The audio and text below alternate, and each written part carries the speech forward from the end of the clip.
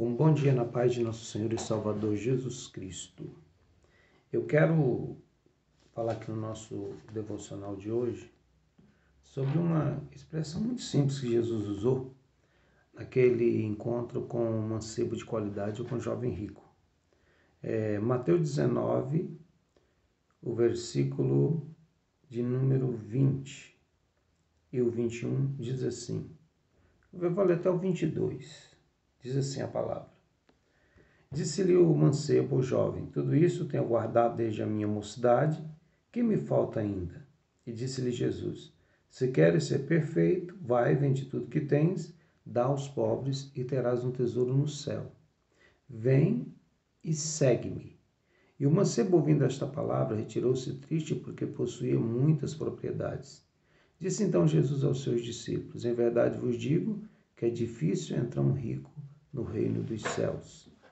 E eu quero nessa manhã meditar com você que havia alguns processos que Jesus foi passando aquele jovem, aquele mancebo de qualidades, que tinha qualidades, que ele era um bom religioso, que ele precisava observar. A grande pergunta é, como entrar na vida eterna? Não era como fazer parte de um grupo religioso. Não era essa a pergunta. Jesus então pergunta pelos mandamentos. Ele não achou difícil dizer que guardava os mandamentos desde a sua infância. Aí Jesus vai mais além e fala para ele que ele precisava abrir mão daquilo que ele possuía. E então a coisa começou a pesar, porque ele precisava realmente ter Deus em primeiro lugar na sua vida. Eu até comentei ontem, falando que a nossa palavra é muito rápida, disse questão do trabalho. O problema do trabalho não é o trabalho, porque o trabalho é lícito, o problema é o excesso de dedicação ao trabalho, às vezes não nos dá tempo de dedicar a Deus. Agora, a outra expressão é o seguinte, vem e segue-me. Eu gostaria de observar essa pequena expressão de Jesus ao mancebo naquele momento. Ele disse para ele guardar os mandamentos, ele disse para ele abrir mão das suas coisas, ter tempo para Deus, dedicar-se a Deus. E o terceiro ponto que ele comenta aqui é o seguir a Jesus. Olha, seguir a Jesus é algo desafiador, porque seguir a Jesus fala que nós devemos todos os dias estar ligado nele e naquilo que ele faz. Uma boa pergunta para fazer para mim e para você no dia de hoje é o seguinte, Jesus anda onde nós andamos? Jesus fala o que nós falamos? Jesus estaria na roda de amigos, dos escarnecedores que às vezes nós fazemos parte? Jesus, ele pensa como nós. Isaías diz que os pensamentos de Deus estão acima dos nossos, do jeito que o céu está acima da terra. Olha bem, será que Jesus, ele vai aonde nós vamos? Seria ser o inverso, né? Nós precisamos decidir andar onde Jesus anda, falar o que ele fala, fazer o que ele faz, estar na roda que ele gosta de participar. Às vezes nós já começamos a fazer o erro nosso, não seguir Jesus, justamente por causa das nossas opções. E eu quero te falar uma coisa. Algumas pessoas, elas fracassaram totalmente quando elas foram convidadas a seguir Jesus. Se você abrir a sua Bíblia no Evangelho de Lucas, no capítulo 9, versos 59 e 60, você vai ver alguém sendo convidado a seguir Jesus. Jesus chegou no rapaz e falou assim, segue-me. Ele falou, Senhor, permita primeiro que eu vá sepultar o meu pai. Quando eu sepultar o meu pai, eu vou te seguir. Você pode pensar, por que Jesus reprovou aquele rapaz? Por que ele não conseguiu ser um seguidor de Jesus? O pedido dele era muito simples, era muito rápido, era só sepultar o pai dele. Jesus podia até ter participado do velório. Mas não é bem assim. Se você analisar a cultura judaica, você vai saber, vai perceber que o filho mais velho, ele tinha a responsabilidade de fazer o enterro do pai. Isso era a missão do filho primogênito. E pelo que a gente entende na leitura, Jesus estava convidando um filho primogênito para segui-lo. Mas Jesus já havia explicado alguns versículos antes que as aves têm ninhos, as raposas têm covos, os coelhos têm os seus buracos onde se escondem. Por que não falar do tatu, que cava um buraco na terra e tem um lugar onde ele mora, ele sai, passeia, depois ele volta para aquele mesmo lugar? Jesus falou assim, olha, o filho do homem não tem onde reclinar a cabeça. O filho do homem não sabe o que vai comer amanhã. O filho do homem não sabe como as coisas vão acontecer. O convite era esse. Era para sair da zona de conforto para viver uma vida servindo a Deus, fazendo aquilo que Deus determinasse que acontecesse em cada dia. Seguir, fala que nós vamos estar atrás dele todos os dias, estar seguindo ele, andando após ele todos os dias da nossa vida. Aquele rapaz, ele tinha uma missão, enterrar o pai quando morresse. Agora eu te pergunto, quem era o pai dele? Quanto tempo demoraria para aquele pai morresse, aquele filho enterrasse, cumprisse a tradição, para depois seguir a Jesus? Jesus pega e fala assim, olha, agora você tem luz. O Evangelho te livra das tradições, o Evangelho ele te livra dessas coisas do passado, desses rituais todos, e te chama para uma vida nova.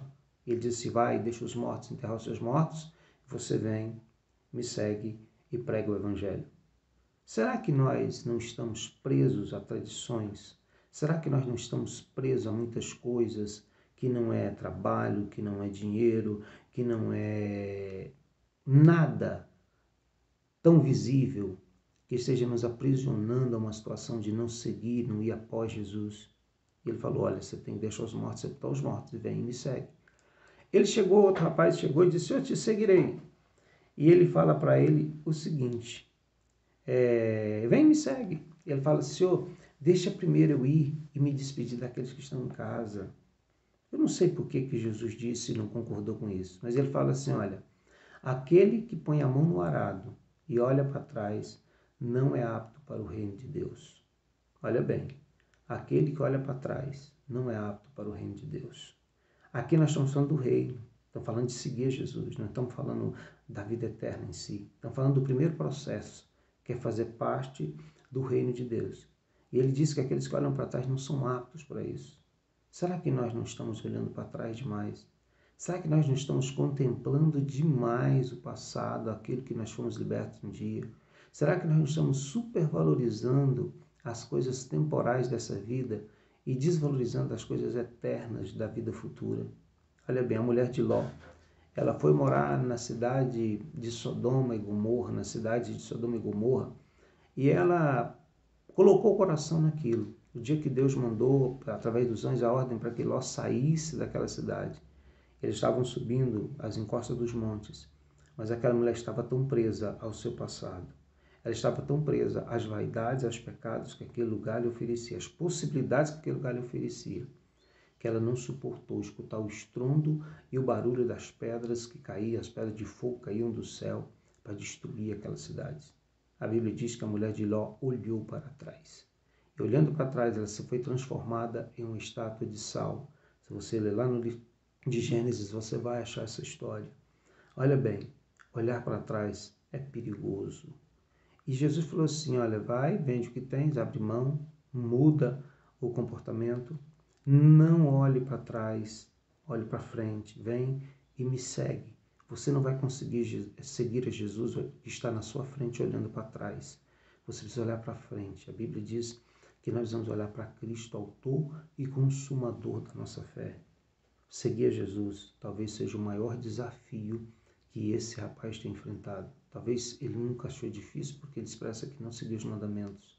Talvez não fosse tão difícil abrir mão dos seus negócios, tirar um tempo para servir a Deus. Mas agora a proposta aperta e Jesus fala assim, me segue.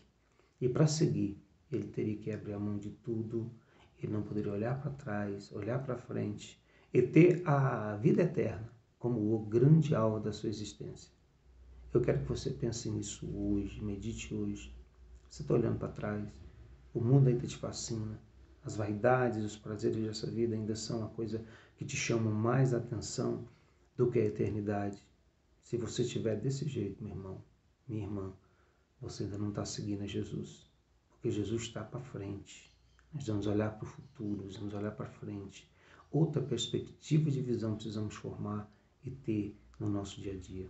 Seguir a Jesus é estar atrás dele todos os dias. Não é um momento, mas é todos os dias da vida. Que Deus te abençoe nesse dia. Muito obrigado.